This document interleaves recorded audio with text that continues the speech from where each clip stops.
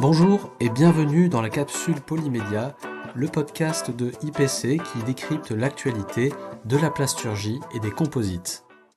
Face aux défis environnementaux, la durabilité des plastiques est de plus en plus remise en question.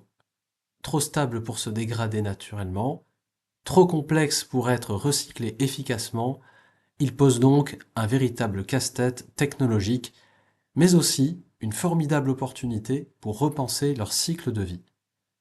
Et si les plastiques pouvaient s'autodétruire, sur demande?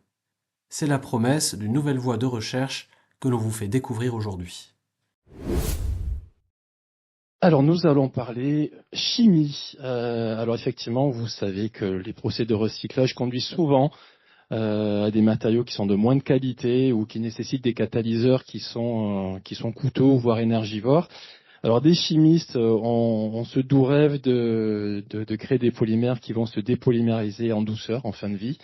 Et c'est cette mission à laquelle essaie de s'atteler une équipe de chercheurs de l'université Claude Bernard de Lyon, qui explore les propriétés du tétraméthyltétrazène ou TMTZ, qui est un composé azoté particulier. Alors pour les chimistes, sachez qu'il contient 4 atomes d'azote consécutifs. Alors ce TMZ est utilisé en fait pour amorcer la polymérisation. Alors ce faisant, contrairement à ceux qui sont plus classiques, qui vont disparaître lors de la réaction, celui-ci a la particularité de laisser une signature chimique en bout de chaîne.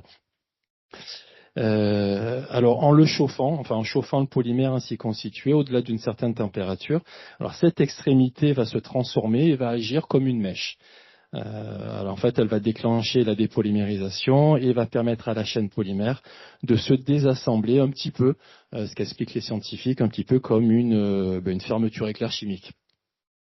Alors les chercheurs ont testé avec succès ce procédé sur le PMMA et sur le polystyrène, et ils annoncent des rendements en monomère récupérés atteignant jusqu'à 62% pour le polystyrène, ce qui apparemment est un exploit, et 88% pour le PMMA.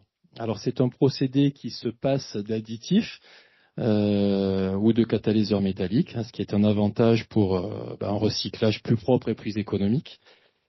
Et ça permet d'envisager des objets en plastique qui seront conçus pour être recyclés chimiquement à la demande, ou alors des matériaux qui seraient capables de s'autodétruire dans des conditions bien définies. Alors pour finir, les scientifiques envisagent évidemment d'adapter cette chimie à d'autres types de plastiques. Donc affaire à suivre. N'oubliez pas que vous pouvez continuer de suivre nos podcasts d'actualité en vous rendant sur le blog du CTIPC ou en vous abonnant à ce podcast sur Spotify. Nous vous disons à la semaine prochaine pour un nouvel épisode.